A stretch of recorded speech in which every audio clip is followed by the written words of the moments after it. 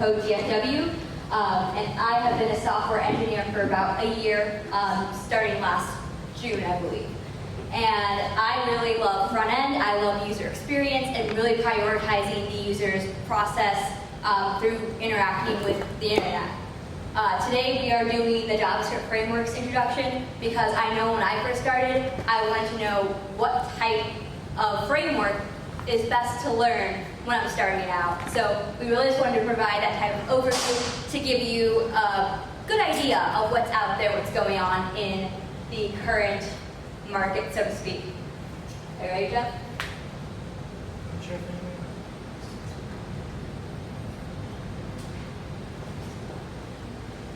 Introduce yourself. Okay. I'm Jeff. I have been doing web development for about 4 years, 3 of them professionally. I work in Ambit Energy. I specialize mostly in front-end user interface development primarily, which is why we're going to be talking about this. And Jeff is also my old mentor, so a great, amazing person and ally to Women Who Code. Been at most of our meetups. Great person.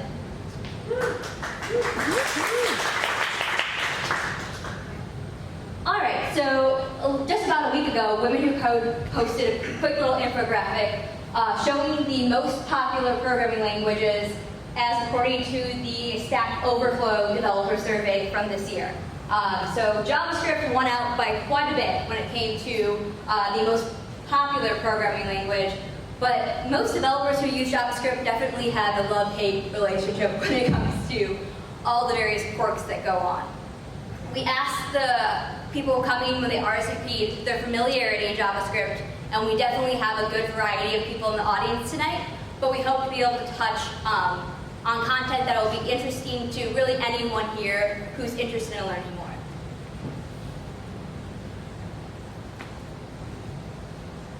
So Evan Yu the other day tweeted, he is the creator of one of the frameworks of Vue, which is a JavaScript framework. He said, I interviewed for Facebook internship when I was in grad school and failed because I could not whiteboard prototypal inheritance. So this is a certain JavaScript whiteboard question that developers will get. And this is somebody who went on to create a framework, which is arguably one of the fan favorites of JavaScript. So this is just a word of encouragement that even if maybe right now JavaScript isn't your thing, you can go on to create a framework one day even.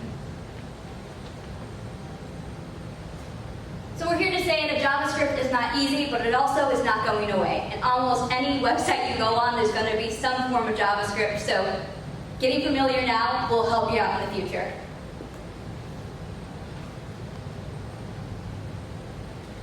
Okay, so before we can really talk about frameworks, we have to talk a little bit about modules. Anyone who's used JavaScript, whether you realize it or not, you've probably interacted with modules. Modules are best defined as small units of independent reusable code. But what that really means is anything in your code that you are using require, import, or export on, that's a module. When you're using require and import, you're bringing in modules. When you use export, you're creating a module.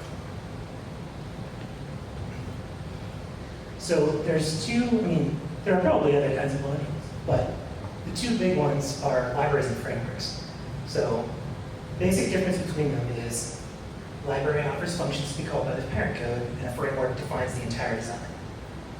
So basically, when you're using a library, you decide what functions you need, which things you want to use. You use as much or as little of it as you want. But with a framework, you pretty much use all of it. It is telling you how your app is going to be architected. So some examples of libraries. jQuery is most likely the most commonly used JavaScript library, especially for web development, for front end. You've probably used or at least seen jQuery. jQuery functions always start with a $. It's used to simplify dominant relation, do AJAX requests. It does a lot. Basically everything that you would need to do, jQuery can do. It's not always the best option for it, but it can do pretty much everything. Another one is Moment. Moment is really cool. It's for formatting and doing mathematical operations on date times. So anytime you're working with dates, you can just do moment.format. It'll give you the current time and date. But you can do things like add 1 day. You can subtract 5 days, add a year, anything like that. It's very cool very cool library that you should probably use if you're doing anything with dates.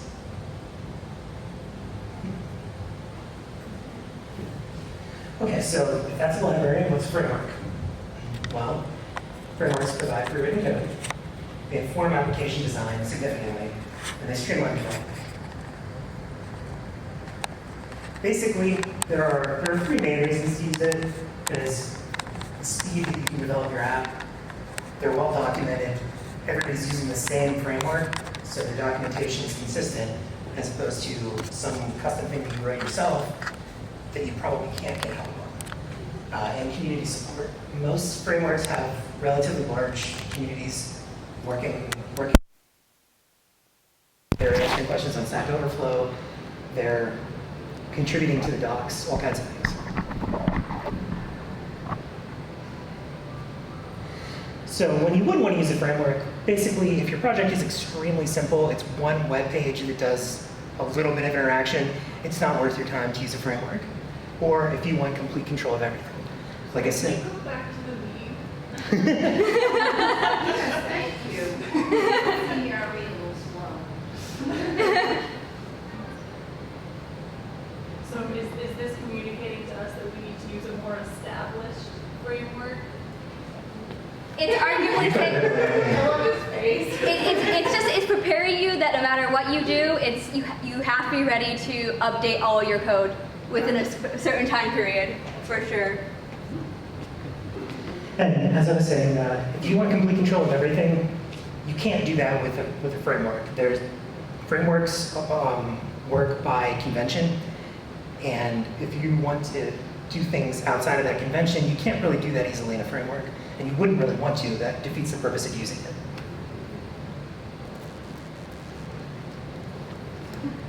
All right, so now we're going to dig into 3 specific frameworks that are super popular and well used in today's market. So those 3 are Angular, React, and Vue. We're going to go through the advantages, disadvantages of each specific framework, as well as showing you an example of a popular site that uses them, as well as the developer tools, because I know this is a huge reason that quite a few of the developers I know choose to use one framework or the other.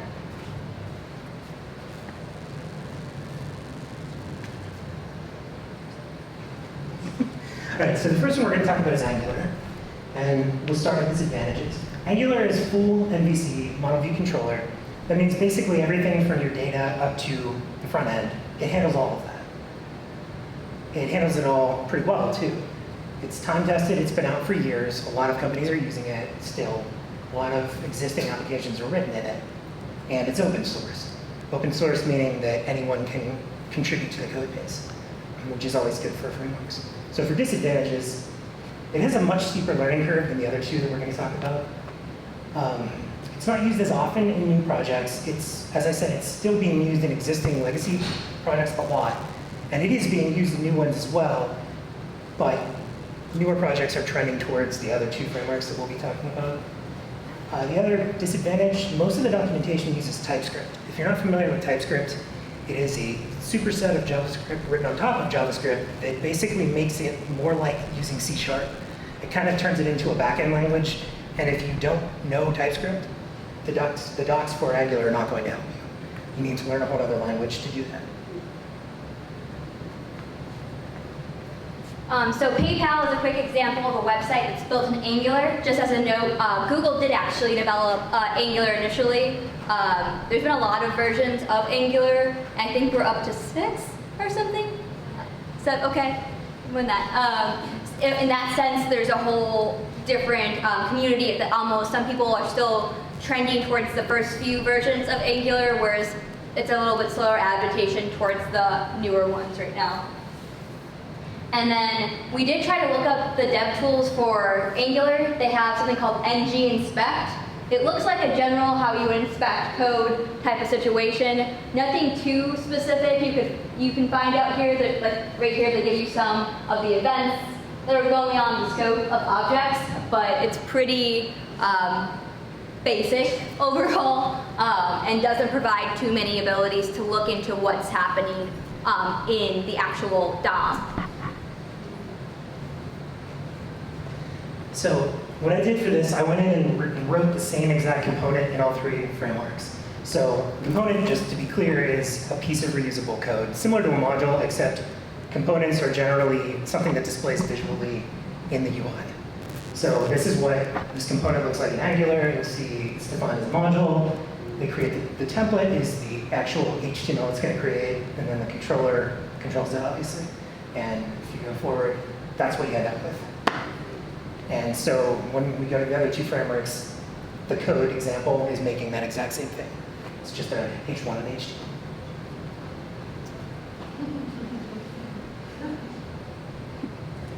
So the next one we're going to talk about is React. Personally, I love React. I have my current job because of my experience with React. And it has a lot of advantages, as you can see. For one, it's easy to learn, much easier than Angular. It took me at least an hour to learn how to write that one little bit of code for Angular, whereas I did the React thing in 5 minutes. Has a very large community. A lot of people use React. A lot of people like it. It has many pre-built components, meaning if you need a table component or a button or a drop-down and you don't want to make it yourself, there's not only one, there are hundreds of pre-made ones in React. You can just import them and done, you're done. The dev tools are pretty good. I think they're better than decent, but she wrote that. Another advantage is JSX, which JSX is sort of a language created for React that basically are writing HTML, but it's really JavaScript.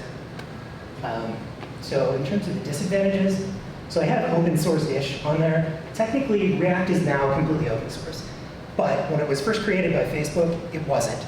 They had sort of a weird license on it where anyone could use it, but if you used it, you were prohibited from suing Facebook for stealing your intellectual property. And they got rid of that clause, so it is now truly open source, but some people are still uncomfortable with it being managed by Facebook. It is not full MVC, which you'll notice is an advantage and a disadvantage. It's an advantage because when you don't need MVC, you don't have to deal with all that extra overhead. It's a disadvantage because if you need MVC, it's not going to do it for you. What does MVC mean? Model View Controller. It's a concept for creating a web page from back to front. The model is where the database is, the controller provides your logic, and then the view is what the person actually sees and interacts with. And also JSX is listed again as a disadvantage simply because it's another thing you have to learn. It's not nearly as complicated as trying to learn TypeScript, but it is another thing. It's a little bit of more learning overhead. So a popular site beyond Facebook that uses React is Airbnb. They have even created a whole style guide sheet in terms of how you should be using React and what are best practices, how this company specifically uses this framework as well as library to really run their entire site to create an experience for the user. Their dev tools definitely are a way huge step up. When you're looking into the properties, you can quickly be able to find out if you have a key to the ID of what's happening that's there. You can know if specific properties like toggling is active, as well as you can understand if you're pulling in properties and stuff from your back end, it will show within the side, within your inspecting in your dev tool. So once again, a huge step up, and it allows you to debug and be able to troubleshoot a lot better when it comes to your code. Okay, so here is that same exact component written out with React. As you can see, every React component has a render function. The render function actually generates HTML, and then any other functions you want provide additional functionality like I have this up greeting returns the string hello darkness, and so you get that exact same component that I had before.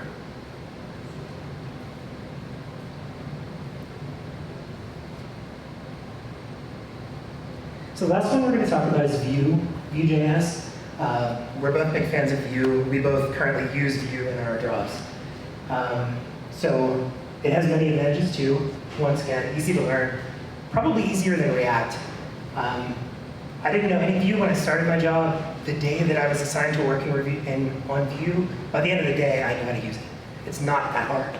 It's very powerful, but very simple. It has a growing community, Not as big as the community around React, but growing at a much faster rate than React. It has single file components, which you'll see in our example. But basically, that's one file, contains your template, your HTML, it contains your script with all your logic, and it contains your style sheet. So you can put your CSS in the same file with your JavaScript and your HTML. It is completely open source. It has very good dev tools, which we'll show you. And it has two-way data binding, which basically means if anything is modified at the database level, that change is instantly reflected in your UI, as well as if someone makes a change in the UI, it's instantly reflected in the back end of the database. So for disadvantages, relatively new, which means not as many opportunities just using Vue. Some companies probably don't trust it yet because it hasn't been around as long as Angular or React. The other one is few pre-built components. Now, there are pre-built components, just like with React, but where you can find hundreds of pre-made buttons for React, you'll find maybe 20 for Vue, which is still useful, but it certainly doesn't live up to React. Although Vue is beautiful and the community is just lovely, even I picked up Vue within a few weeks. Jeff is obviously a very experienced JavaScript developer, but for any newcomers to JavaScript, this is something, if you understand HTML and you understand CSS and JavaScript individually, this is something that's generally very easy to pick up, and there's a lot of video and documentation support just on the website itself for the language. Here's a popular website built in Vue, Nintendo. It's very fun, very free, and I think beautifully designed. For the dev tools, it gives you probably the most extensive information you can have when you're troubleshooting. So the one really nice thing about Vue as a full framework is that the routing for state management, when you're updating, whether it's your address information, when a user is within your website, you can see the components information, you can see the state management, you can see when various events are fired off and all the routing performance. So having that all right there, very clearly spelled out, it makes it the dream, really. Unbiased. But yeah, no, the dev tools are really the result of the developer community being able to have a really open conversation on what they liked about Angular and what they liked about React and what they would do if they could do it better. It really does have the best dev tools, absolutely. So okay, here's the same component again in Vue. This is what I was talking about with a single file component. So the template up here is basically just HTML. Now, those double curly braces, those are for interpolation. That comes from data in the script, but other than that, it's just standard HTML. The script has all your functionality. In this case, all I have is a value for greeting hello darkness. But you can have much more complex things, functions, things called computed data, which they're like a variable, except that they call a function to find the value of the variable. They're extremely useful. That probably sounded confusing, but I promise you they're great. And if I wanted to, I could also have a style tag below that where I would just write basic CSS, just style the wrapper, the H1, the H2.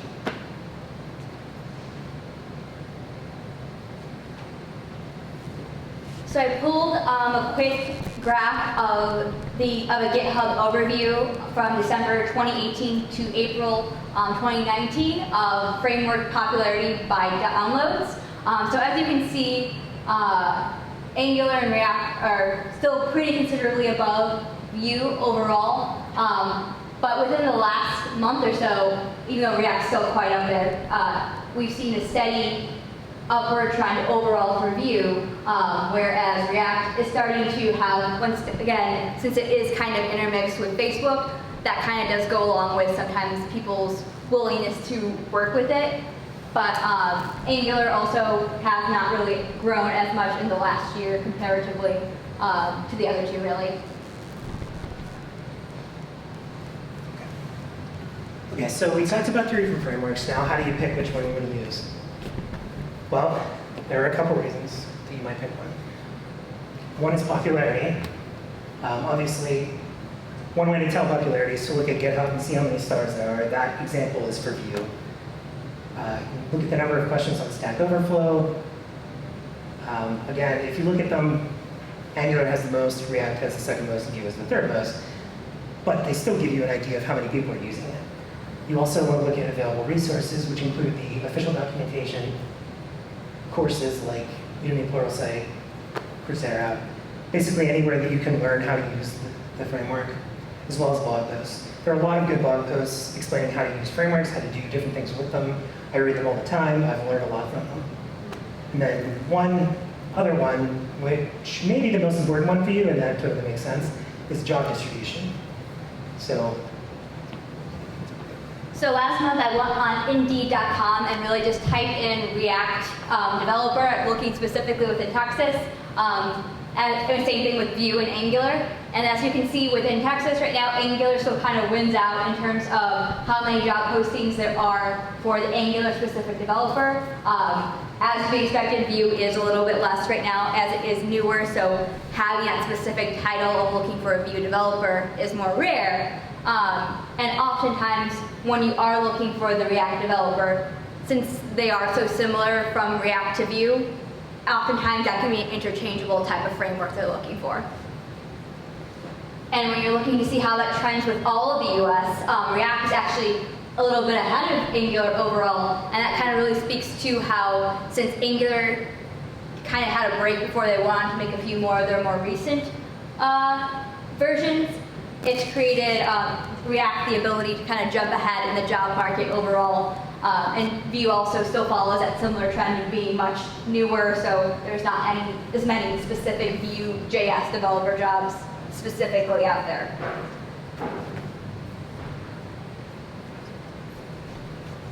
And this last slide is just some useful information, some links. So for each of the frameworks, I have a link to the official docs, which for both React and Vue are pretty good. Angular's docs are just hard to read because you have to learn TypeScript. They're well documented, but not in plain JavaScript. And then the other links are just places where you can find some pre-built components for free. All right, so that concludes this part of our presentation. Is there any questions? Yes? If someone were fairly new and looking to build a personal project, what would be a good, like, simple, or I guess these are our resources for finding guides. What would you recommend to start? So How would you start? this was recently me, a year ago. So what I did was I Googled like what's a good first project I can build in React, because I started with React personally. Tic-tac-toe is often a super common first React project. It teaches you about updating the board and understanding the aspect of 2 players and everything. So that would be a great first React project especially. But you could definitely do that in either Angular or Vue as well. I find Vue, it's pretty fun to try to build a little e-commerce store. They have some pretty good examples of how you would do that, and how easy it is to update the picture of like socks or something based on the color, based on what you entered with the script tag. So e-commerce, maybe a little site for Vue, and then Angular.